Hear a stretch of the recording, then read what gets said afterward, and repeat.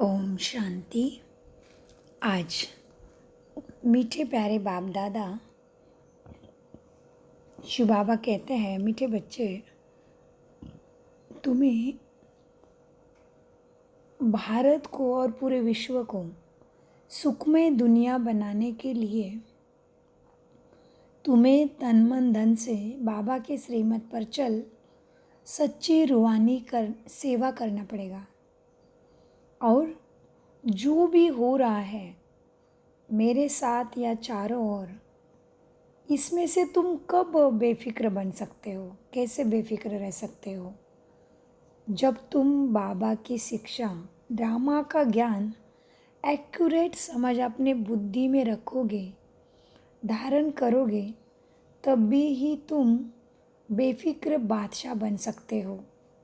और यहाँ पे संगम युग पे जो बेफिक्र अवस्था होगी, तो वहाँ भी फिर तुम आने वाली दुनिया में भी और अभी भी स्वयं को स्वर्ग में ही अनुभव कर सकते हो। तो आइए अपने भ्रुकुटी के सिंहासन पर मैं आत्मा राजा, इस शरीर को चलाने वाली दिव्य शक्ति, परमात्मा की लाडली संतान, पाठ बजाने के लिए इस धरा पे, इस शरीर में सतयुग से लेके आई थी।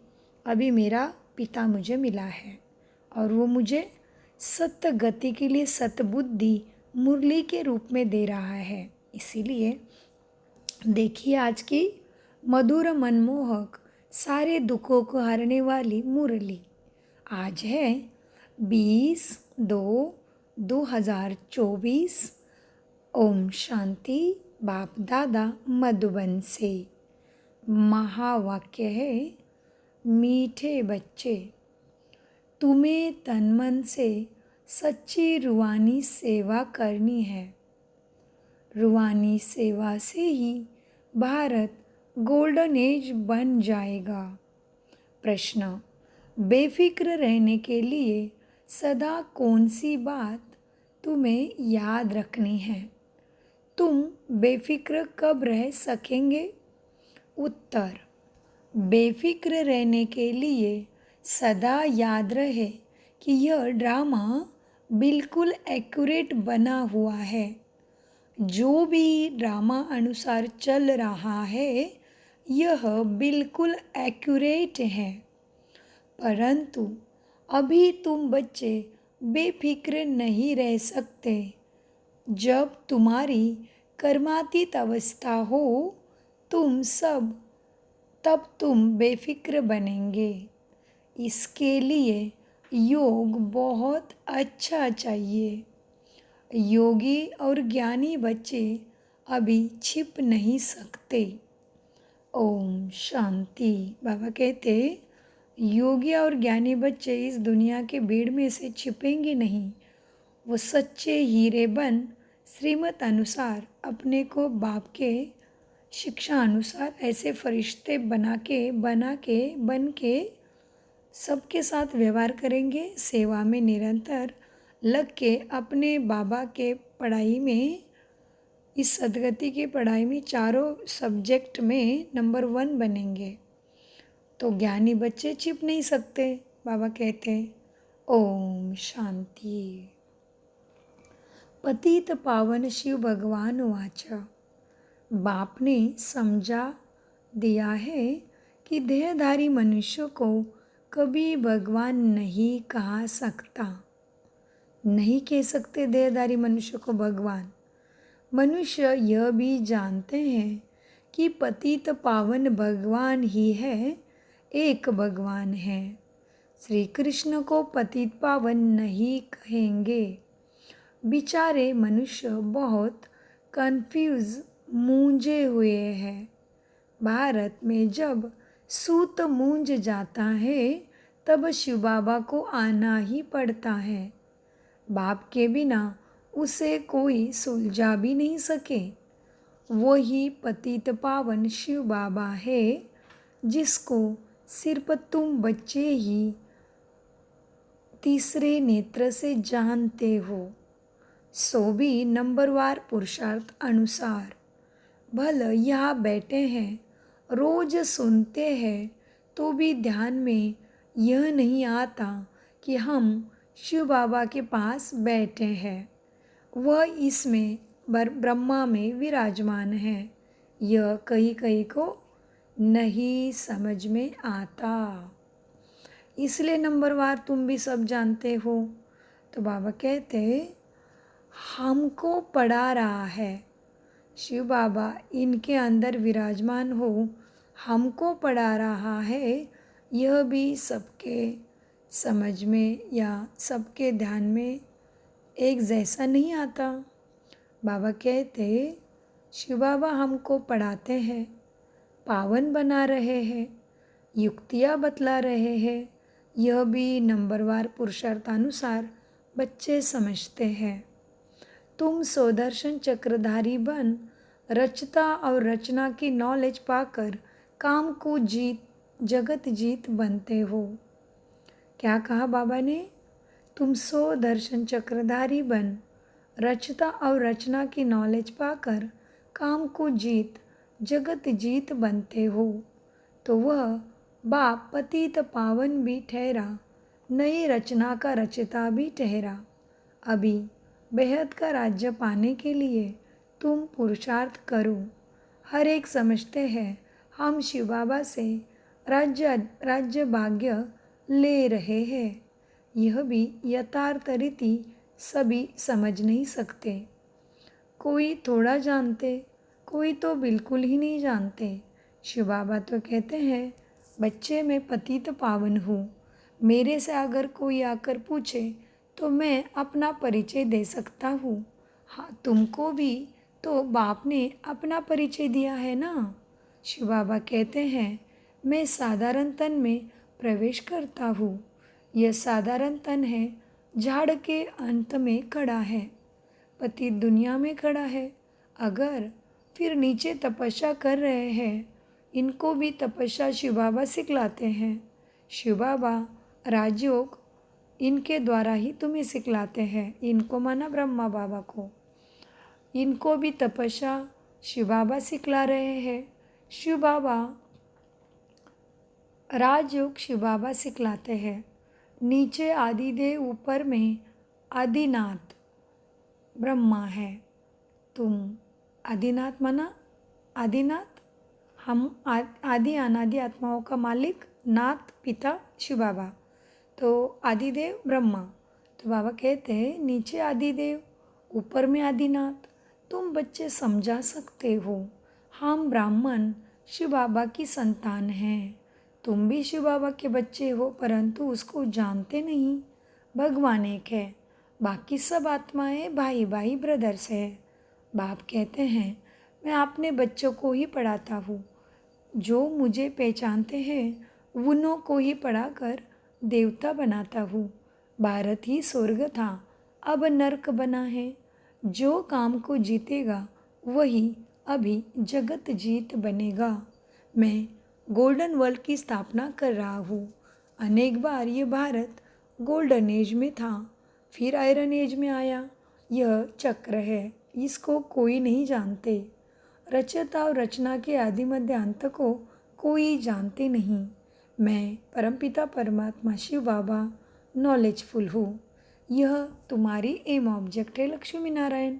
मैं इनके साधारण तन में प्रवेश होकर नॉलेज तुमको देता हूँ। अब तुम भी पवित्र बनो। इन विकारों को जीतने से तुम जगत जीत बनेंगे। इतनी गहरी बात की बाबा ने। जब तक काम को नहीं जीतते तब तक तुम, बाबा कहते जगत जीत नहीं बन सकते। तो कामना तो कितनी अति सूक्ष्म है, चेक करना पड़े। फिर बाबा ने कहा इन विकारों को जीतने से ही तुम जगत जीत बनेंगे। ये सब बच्चे पुरुषार्थ कर रहे हैं, तन मन धन से रूहानी सेवा करते हैं, जिस्मानी नहीं रूहानी। इनको स्पिरिचुअल नॉलेज कहा जाता है। यह भक्ति नहीं है। भक्ति का युग है द्वापर कलयुग, यह संगम युग है। यह भक्ति का युग नहीं है। यह सद्गति प्राप्त करने के लिए भगवान के द्वारा मिले हुए ज्ञान वर्षा का, ज्ञान रत्नों का संगम युग है। बाबा कहते हैं बच्चे ये भक्ति का युग नहीं है अभी तुम्हारे लिए। भक्ति का युग है द्वापर कलयुग, जिसको ब्रह्मा की रात कहा जाता है। और सतयुग त्रेता को ब्रह्मा का दिन कहा जाता। कोई गीता पाठी आए तो उनको भी समझाएंगे गीता में भूल है कि गीता किसने सुनाई, राजयोग किसने सिखाया, किसने कहा काम पर जीत पाने से तुम जगत जीत बन जाएंगे। यह तुम्हें गीता पाठियों को समझाना है। ये लक्ष्मी नारायण भी जगत जीत बने हैं ना। इनके 84 जन्मों का राज सीक्रेट बाप ही बैठ समझाएंगे। इनके 84 जन्मों का राज बैठ समझाए। कोई भी हो नॉलेज लेने के लिए तो यहाँ आना पड़ेगा ना। मैं तो बच्चों को पढ़ाता हूँ, परंतु तुम्हारे में भी कोई इतना नहीं समझते, इसलिए गायन है। कोठों में कोई मैं जो हूँ जैसा हूँ, कोई तो यह 5% भी नहीं जानते मुझे। तुम बाप को जानकर पूरी रीति याद करना है। बाबा कहते तुम बच्चों में से भी कोठों में कोई गायन क्यों है, मैं जो हूँ जैसा हूँ, कोई तो यह 5% भी मुझे नहीं जानते। तुम्हें बाप को जानकर पूरी रीति याद करना है। माँ में कम याद क्यों नहीं करते हो? कहते हैं बाबा याद भूल जाती है। अरे तुम बाबा को याद नहीं कर सकते हो, यूँ तो बाप समझाते हैं ये मेहनत का काम है, फिर भी पुरुषार्थ करने के लिए पंप करते रहते हैं। अरे जो बाप तुमको इस दुख धाम से सुख धाम ले जाने आया है, अरे जो बाप तुमको इस क्षीरसागर में ले जाते हैं, स्वर्गवासी बनाते हैं, विश्व का मालिक बनाते हैं, उनको भूल जाते हो। माया बुलाएगी भी तुम्हें ज़रूर, टाइम लगेगा। ऐसे भी नहीं कि माया को बुलाना ही है इसलिए ठंडे होकर बैठ जाओ, नहीं। माया पुरुषार्थ बुले कराएगी, तुम्हें रुकना नहीं है, थकना भी नहीं है। गिरते हैं फिर भी उठ के संभल के। बाबा कहते माया डोसा मार देती है, माया गिरा देती है। पुराने संस्कार, फिर बार बार गुस्सा आएगा, बार बार लोभ आएगा, मुँह आएगा, अहंकार आता है। लेकिन बाबा कहते रुकना नहीं है, ठहरना नहीं है, टाइम लगता है, लेकिन मंजिल पर ज़रूर पहुंच जाएंगे जब रास्ता नहीं छोड़ेंगे। इसलिए मीठे बाबा कहते ऐसे भी नहीं कि माया को बुलाना ही है, इसलिए ठंडे टार हो जा बैठो, नहीं। पुरुषार्थ ज़रूर करना है, सांसों के अंतिम घड़ी तक पुरुषार्थ करना है। तो कहते हैं ना कि ये करत लागे ना वार, फिर हम करते रहते फिर बाबा बैठा है। मीठे बच्चों, जो बैठ के रहेंगे उनको नहीं मदद करेगा, जो चलते रहे गिरते हैं संभलते, फिर विकारों का अंश आ रहा है, फिर गिर रहे हैं, फिर माया गुस्सा लगा रही है, फिर भी नहीं छोड़ रहे, पढ़ाई भी नहीं छोड़ रहे, बाबा को भी याद नहीं छोड़ रहे। बाबा ने दी हुई श्रीमत अमृत वेले से लेके अमृत वेला, मुरली, ट्रैफिक कंट्रोल, शुद्ध भोजन, सत्संगों का सहवास, बाबा के श्रीमत का सहवास, ऐसे सारी चीज़ें जब हम करते रहेंगे तो भी बाबा हमें ज़रूर आखिर में गोदी में उठा लेता है। लेकिन बैठ जाएंगे तो फिर कुछ नहीं होगा। इसलिए कहते हैं ना बाबा, बच्चों का एक कदम हिम्मत का, बाप के 1000 कदम मदद के। क्योंकि बाबा को पता है हम कितने कमज़ोर मन बुद्धि से बन गए हैं। संस्कार ऐसे पुराने हैं तो जीत पाने में मुश्किल हो रहा है बच्चों को, बाबा जानते हैं। इसलिए बाबा कहते हैं बच्चे देखो क्या है, पुरुषार्थ करने के लिए बाबा कितना समझाते, तुम्हें पंप कर देते, उठाते हैं। अरे जो बाप तुमको क्षीरसागर में ले जाते हैं, विश्व का मालिक बनाते हैं, उनको भूल जाते हो। माया बुलाएगी भी ज़रूर, टाइम लगेगा। ऐसे भी नहीं कि माया को बुलाना ही है इसलिए ठंडे ठार होकर जाकर बैठो, नहीं। पुरुषार्थ ज़रूर करना है, काम पर जीत पानी है। माँ में कम याद करो तो तुम आत्मा में विकर्म विनाश होंगे। जैसे तुम बच्चों को बतलाता हूँ वैसे कोई से बड़ा जज आएगा, उनको भी बाप बोलेंगे ना बच्चे, क्योंकि मैं तो ऊँचे से ऊँचे भगवान हूँ। तुम इस दुनिया में कोई भी पद प्रतिष्ठा पाए हो, लेकिन हो कौन, भगवान के बच्चे ही तो हो ना। पद प्रतिष्ठा, जज बना, कुछ भी बना तो क्यों, कौन बना, शरीर बनाए, आत्मा तो बाबा के लिए बच्चे ही है। इसलिए बाबा समझाते हैं जैसे तुम बच्चों को बोलता हूँ, वैसे कोई बड़े से बड़े आ गया व्यक्ति या जज आएगा, उनको भी बाप बोलेंगे ना बच्चे, क्योंकि मैं तो ऊँचे से ऊँचे भगवान हूँ, ऊँचे से ऊँचे पढ़ाई में ही पढ़ाता हूँ, ऊँचे से ऊँची पढ़ाई भी मैं ही पढ़ाता हूँ, जिससे तुम्हें सद्गति मिलती है। बाबा कहते हैं प्रिंस प्रिंसेस पद पाने के लिए बाप कहते हैं मैं इनको पढ़ा रहा हूँ, यह फिर श्री कृष्ण बनते हैं, ब्रह्मा सरस्वती वही फिर लक्ष्मी नारायण बनेंगे। यह प्रवृत्ति मार्ग चला आता है, प्रवृत्ति वाले राजयोग सिखला ना सके। कौन? निवृत्ति मार्ग वाले। लक्ष्मी नारायण माना सभी चाहिए, उसके बिना संसार कैसे चलेगा। तो इसलिए बाबा कहते ब्रह्मा सरस्वती वही जाकर फिर लक्ष्मी नारायण बनेंगे। यह प्रवृत्ति मार्ग चला आता है, निवृत्ति मार्ग वाले राजयोग सिखला ना सके। राजा रानी दोनों चाहिए। विलायत में जाकर कहते हैं हम राजयोग सिखलाते हैं, परंतु वह तो सुख को कागविष्टा समान कहते हैं, फिर राजयोग कैसे सिखलाएंगे। तो बच्चों को उछल आनी चाहिए, परंतु बच्चे अजून भी ज्ञान में छोटे हैं, बालिंगे नहीं बने हैं। हाँ, शक्तिशाली ज्ञान से बुद्धि नहीं बनी अभी, ऐसे छोटे अजून छोटे हैं, बालिंगे नहीं बने हैं। बालिंगेपन की हिम्मत चाहिए। बाप बतलाते हैं बच्चे ये रावण संप्रदाय, तुम पुकारते हो पतित पावन आओ, तो ये पतित दुनिया है या पावन दुनिया है, तुम समझते हो ना कि हम नरकवासी है। क्या यह देवी संप्रदाय है? राम राज्य है ये, लगता है तुम्हें ये राम राज्य है? तुम रावण राज्य के हो ना, कहाँ बैठे हो? राम राज्य में बैठे हो। अब रावण राज्य में सबकी आसुरी बुद्धि है। अब आसुरी बुद्धि को दैवी बुद्धि बनाने वाला कौन? ऐसे 4-5 प्रश्न पूछो तो मनुष्य सोच में पड़ जाएंगे। तुम बच्चों का काम है सबको बाप का परिचय देना। झाड़ तो धीरे धीरे बढ़ता है, फिर बहुत वृद्धि को पाएंगे। माया भी चक्र लगाकर एकदम गिरा देती है। बॉक्सिंग में भी बहुत मरते हैं, इसमें भी बहुत मर जाते हैं। विकार में गया और मरा, फिर नए सिरे से पुरुषार्थ करना पड़े। विकार एकदम मार डालता है। जो कुछ जंक निकाल पतित से पावन बना, वही कमाई चट हो जाती है, फिर नए सिरे मेहनत करनी पड़े। ऐसे नहीं, उनको अलाव नहीं करना है, नहीं, उनको समझाना है। जो कुछ याद की यात्रा किए है पड़ा, वह सब खल्लास हो गया। एकदम नीचे गिर पड़ते हैं, फिर भी घड़ी घड़ी अगर गिरते रहेंगे तो कहेंगे गेट आउट।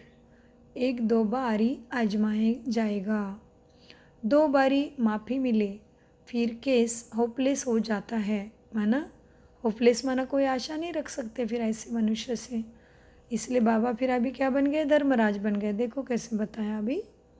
बार बार गलती करोगे तो यहाँ से देवी देवता पद मिल रहा है, सदगति के रास्ते से हट जाओगे फिर माँ। जब बार बार चांस तो नहीं मिलता ना। जैसे देखो स्कूलों में भी 3 बार आप परीक्षा में बैठ सकते हो, बाद में नहीं बैठने देते हैं। वैसे ही बाबा समझा रहे बच्चे, फिर भी घड़ी घड़ी अगर गिरते रहेंगे तो कहेंगे गेट आउट। 1-2 बारी आजमाया जाएगा, 2 बारी माफ़ी मिले, फिर केस होपलेस हो जाता है, फिर आएगा भी, लेकिन एकदम डर्टी क्लास में।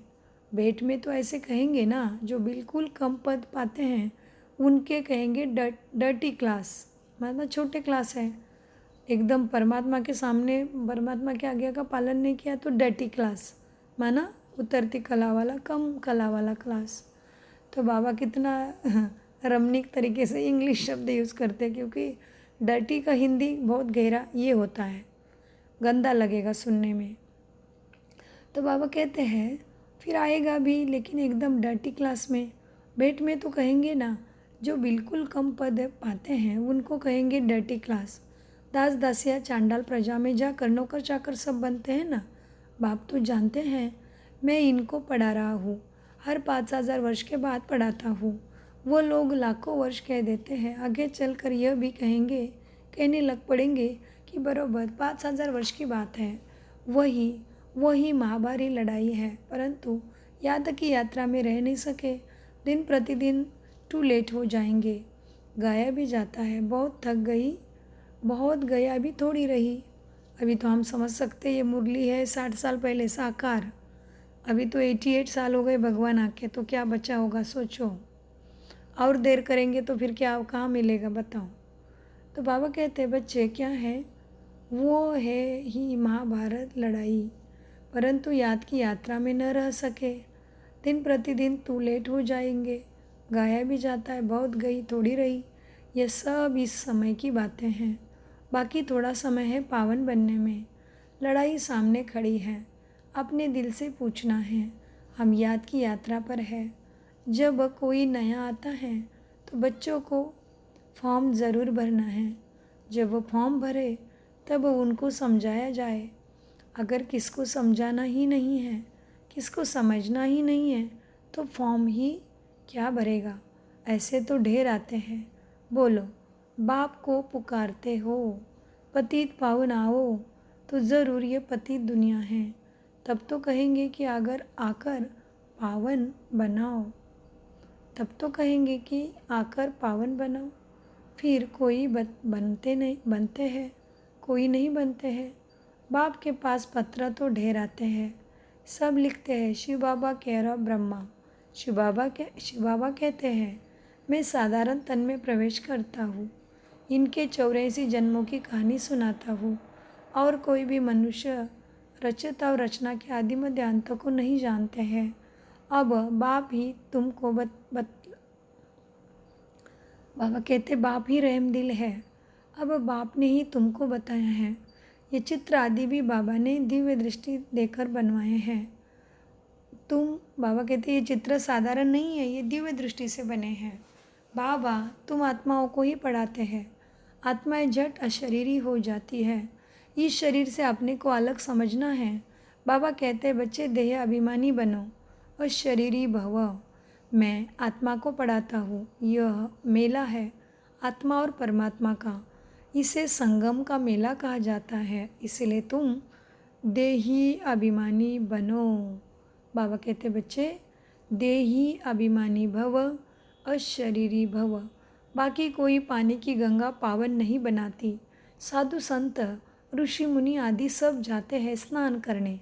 अब गंगा पतित पावनी हो कैसे सकती। भगवान वाचे है ना, काम महाशत्रु है। काम क्या है, महाशत्रु है। इस पर जीत पाने से तुम जगत जीत बन जाएंगे। गंगा व सागर तो नहीं कहते, यह तो ज्ञान सागर बाप समझाते हैं। इन पर जीत पाने के लिए मामे कम याद करो तो तुम पावन बन जाएंगे। दैवी गुण धारण करो, किसी को दुख मत दो। पहला नंबर दुख है काम कटारी चलाना, यही आदि मध्य अंत दुख देने वाला है। सतयुग में यह होता नहीं, वह है पावन दुनिया, वहाँ कोई पतित रहता ही नहीं। जैसे तुम योग बल से राज्य लेते हो, वैसे वहाँ योग बल से बच्चा पैदा होता है। रावण राज्य ही नहीं, तुम लोग रावण को जलाते हो, पता ही नहीं पड़ता कि कब से जलते आया है, क्यों नहीं जल रहा है। राम राज्य में रावण होता ही नहीं, वहाँ सबको सुख ही सुख है। ये बड़ी समझने की बातें हैं जो बाप बैठ समझाते हैं। समझते तो बहुत अच्छा, समझाते तो जो बाप बैठ समझाते हैं, बाबा समझाते तो बहुत अच्छा है, परंतु कल्प कल्प जो जितना पढ़े हैं उतना ही पढ़ते हैं।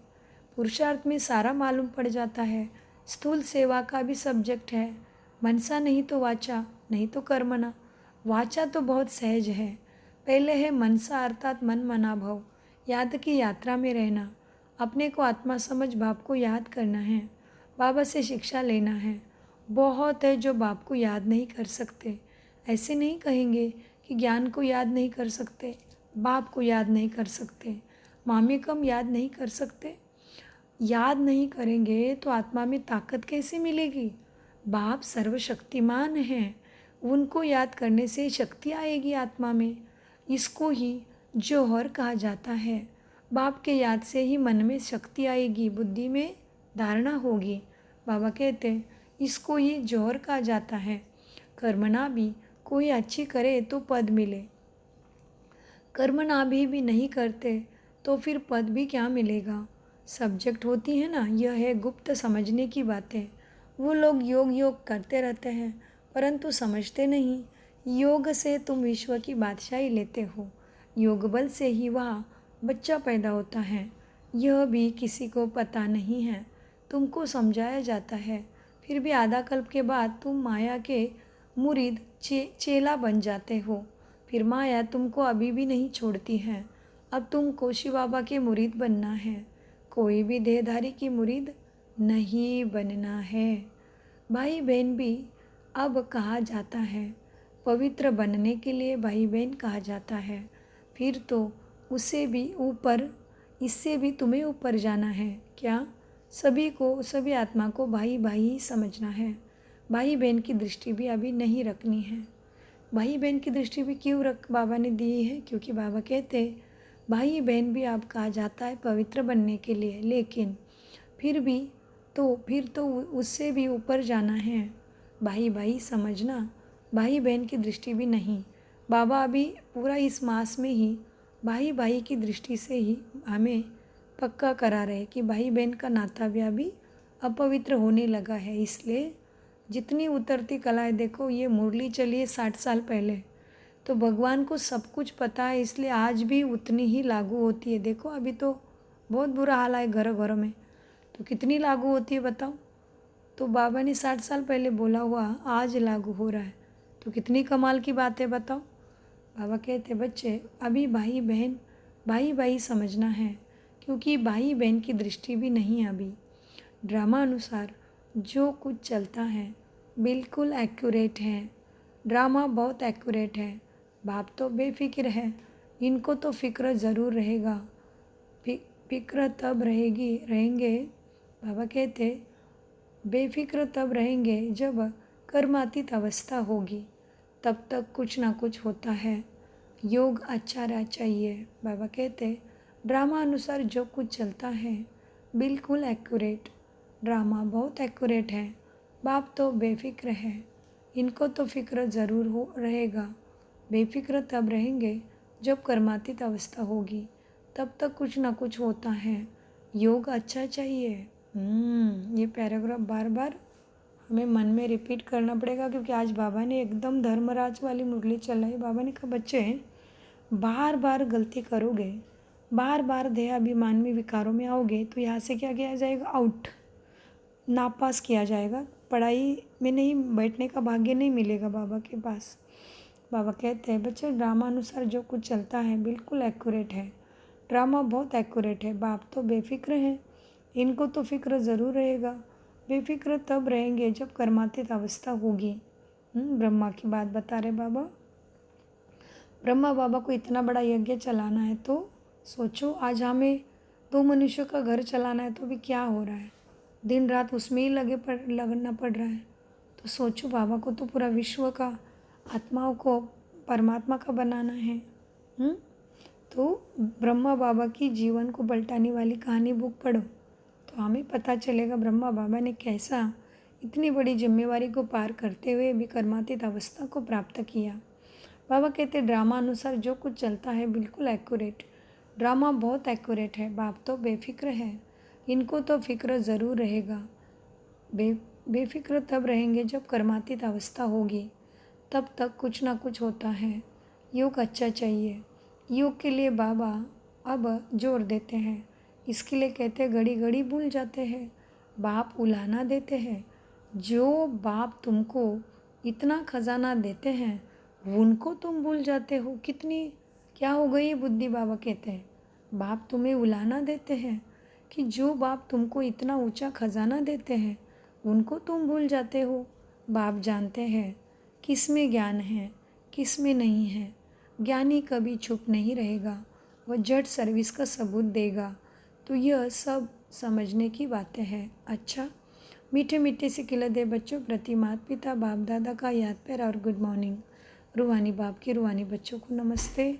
हम रूहानी बच्चों की रूहानी बाप दादा को याद प्यार गुड मॉर्निंग। नमस्ते प्यारे बाबा, नमस्ते। हम है सद्बुद्धि से सब कुछ बाबा के श्रीमत को समझते, धारण करते और कराते। धारणा के लिए मुख्य सार है, माया की बॉक्सिंग में हार नहीं खाना है, पुरुषार्थ में ठंडा हो बैठ नहीं जाना है, हिम्मत रख सेवा करनी है। नंबर 2, ये ड्रामा एक्यूरेट बना हुआ है, इसीलिए किसी भी बात का फिक्र नहीं करना है। कर्मातीत अवस्था को पाने के लिए एक बाप की याद में रहना है, किसी देहदारी का मुरीद नहीं बनना है। वरदान, मुरीद माना फिदा, उसके ऊपर एकदम क्या चेला नहीं बनना है किसी का, या किसी को अपना चेला नहीं बनाना है, या हम किसी का चेला नहीं बनना है। सभी को बाबा से जोड़ना है और बाबा से लेना सिखाना है। इसलिए क्या बोला बाबा ने धारणा के दूसरे पॉइंट में, ये ड्रामा एक्यूरेट बना हुआ है, इसलिए किसी भी बात का फिक्र नहीं करना है। कर्मातीत अवस्था को पाने के लिए एक बाप की याद में रहना है, किसी देहदारी का मुरीद किसी देहदारी का मुरीद नहीं बनना है। वरदान, श्रीमत प्रमाण सेवा में संतुष्टता की विशेषता का अनुभव करने वाले सफलता मूर्त भव। वरदान का विश्लेषण है, कोई भी सेवा करो, कोई जिज्ञासु आवे या नहीं आवे, लेकिन स्वयं से संतुष्ट रहो। निश्चय रखो कि अगर मैं संतुष्ट हूँ तो मैसेज काम ज़रूर करेगा। कितनी बड़ी बात कही बाबा ने। कोई भी सेवा करो, कोई जिज्ञासु आवे या नहीं आवे, लेकिन स्वयं से संतुष्ट रहो। निश्चय रखो कि अगर मैं संतुष्ट हूँ तो मैसेज काम ज़रूर करेगा, इसमें उदास नहीं हो। स्टूडेंट नहीं बढ़े कोई हर्जा नहीं, आपके हिसाब किताब में तो जमा हो गया ना, और उन्हों को संदेश मिल गया। अगर स्वयं संतुष्ट हो तो खर्चा सफल हुआ। श्रीमत प्रमाण कार्य किया तो श्रीमत को मनन, बाबा कहते श्रीमत प्रमाण कार्य किया तो श्रीमत को मानना, यह भी सफलता मूर्त बनना है। स्लोगन, असमर्थ आत्माओं को समर्थी दो तो उनकी दुआएं मिलेगी। असमर्थ आत्माओं को समर्थी दो तो उनकी दुआएं तुम्हें मिलेगी। माना देह भान में है, काम क्रोध लोभ अहंकार के वश है, उसके साथ रखे, उसके वश रखे तुम्हारे साथ व्यवहार करते हैं, तो भी बाबा ने कहा ऐसे असमर्थ आत्माओं को समर्थी दो तो उनकी दुआएं तुम्हें मिलेगी। ओम शांति, ओम शांति, ओम शांति। मीठे प्यारे बाप दादा का अनगिनत पदम गुना शुक्रिया शुक्रिया शुक्रिया। कम बोलो, मीठा बोलो, सोच समझ कर बोलो, धीरे बोलो। शुक्रिया बाबा, मेरा बाबा, प्यारा बाबा। ओम शांति।